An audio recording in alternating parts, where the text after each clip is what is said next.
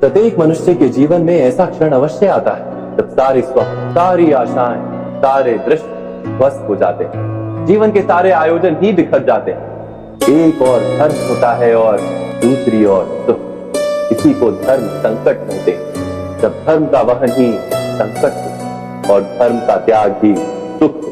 विचार कीजिए, कभी किसी स्वजन के विरुद्ध सत्य बोलने का अवसर प्राप्त हो जाता है, कभी ठीक दरिद्रता के समय सरलता से चोरी करने का मार्ग प्राप्त हो जाता है, कभी किसी शक्तिशाली राजनेता या राजा के कर्मचारी का अधर्म प्रकट हो जाता है।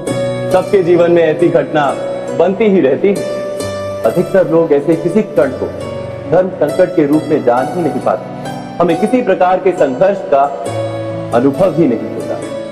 सहजता से सुख की ओर खींचे चले जाते हैं, जैसे मक्खी गुड़ की ओर खींची चली जाती है।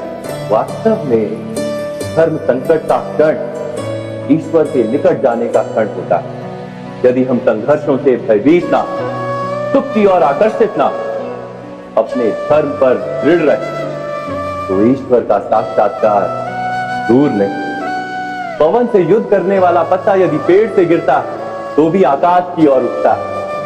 पवन से झुकने वाली घास वही भूमि पर रह जाती है।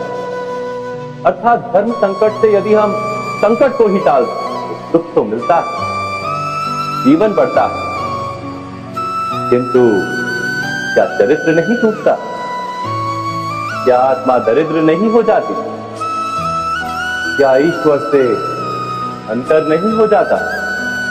स्वयं विचार कीजिए।